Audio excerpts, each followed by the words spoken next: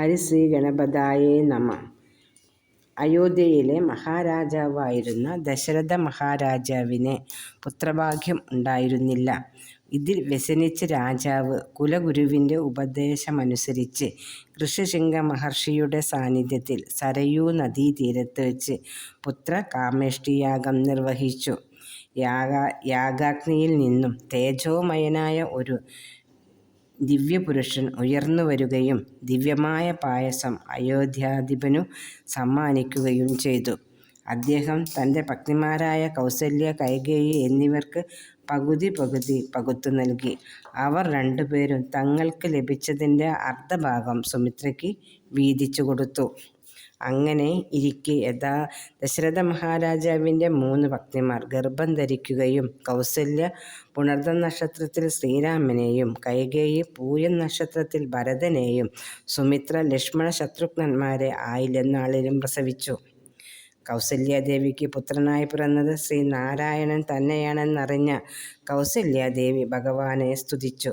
ദശരഥൻ പുത്രലബ്ധിയിൽ സന്തുഷ്ടനായി ദാനധർമാദികൾ ചെയ്തു. 4 കുമാരന്മാരും ബാല്യത്തിൽ തന്നെ അതിസമർത്ഥരും വീര്യം തുളുമ്പുന്ന തേജസ്വികളുമായി വളർന്നു വന്നു. ഈ കാലത്ത് വിശ്വാമിത്ര മഹർഷി രാമലക്ഷ്മണന്മാരെ യാഗസംരക്ഷണാർത്ഥം വനത്തിലേക്ക് കൂട്ടിക്കൊണ്ടുപോകുവാൻ അയോധ്യാപുരിയിലെത്തുകയും പുത്രന്മാരെ പിരിയാൻ അല്പം മടിയാണെങ്കിലും ദശരഥ മഹാരാജ് അവരെ കൗശികനോടൊപ്പം അയക്കുകയും ചെയ്തു.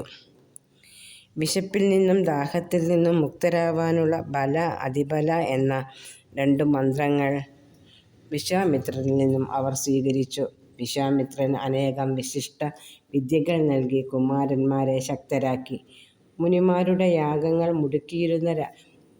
മുടക്കിയിരുന്ന രാക്ഷസന്മാരെയും താടകാദികളെയും നിഗ്രഹിച്ച് ക്രമേണ ഗൗതമ മഹർഷിയുടെ ആശ്രമത്തിലെത്തി. അവിടെ ശ്രീരാമാവതാരം പ്രതീക്ഷിച്ച് ശിലാരൂപേണ ശയിച്ചിരുന്ന ഗൗതമ മുനി പത്നി അഹല്യയ്ക്ക് പാദസ്പർശത്താൽ പുനർജീവനം നൽകി.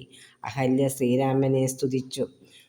മുഖ്യകൃത്യങ്ങളെല്ലാം അനുഷ്ഠിച്ചു കഴിഞ്ഞ ബാലന്മാരെ വിശ്വാമിത്ര മഹർഷി മിഥിലാപുരിക്ക് കൂട്ടിക്കൊണ്ടുപോയി. അവിടെ ജനക മഹാരാജാവ് തൻ്റെ പുത്രിയായ സീതാദേവിയുടെ സ്വയംവരം നിശ്ചയിച്ചിരിക്കുകയായിരുന്നു.